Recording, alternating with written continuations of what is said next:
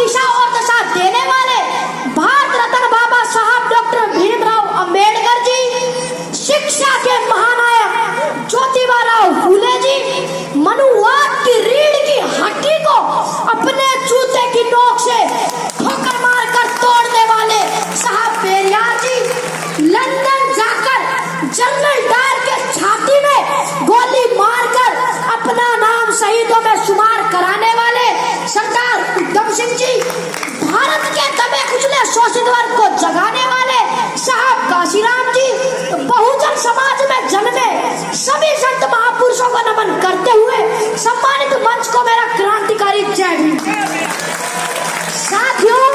आज 14 अप्रैल बाबा साहब के जन्म दिवस की आप सभी को हार्दिक शुभकामनाएं देता हूँ। आप सभी का आभार व्यक्त करता हूँ, हार्दिक अभिनंदन स्वागत करता हूँ। आज के दिन मैं उन लोगों के बारे में कुछ कहना चाहता हूँ जिनकी औकात चार पाई पर बैठने की नहीं थी,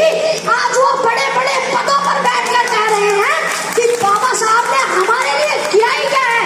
मैं उन लोगों को बता देना चाहता हूँ कि बात 26 नवंबर 1949 की है। 26 नवंबर 1949 को बाबा साहब ने इस देश का संविधान बनाकर तैयार किया और जब बाबा साहब संविधान को लेकर संसद भवन में पेश कर वापस आ रहे थे, तब वहां पर एक महापुरुष थे जिनका नाम था आचार्य कृपाली जी। आचार्य कृपाली जी ने पूछा, अरे अम्बेडकर, आज आप इतने खुशनजर क्यों आ रहे हो? तब बाबा साहब ने जवाब देते हुए कहा कि आचार्य जी,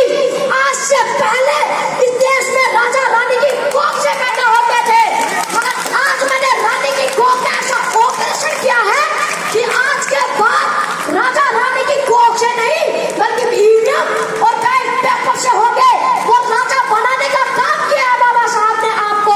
बाबा साहब ने आपके लिए अपनी 4 संतानें कुर्बान कर दी और आप कहते हैं कि बाबा साहब ने हमारे लिए किया ही क्या है।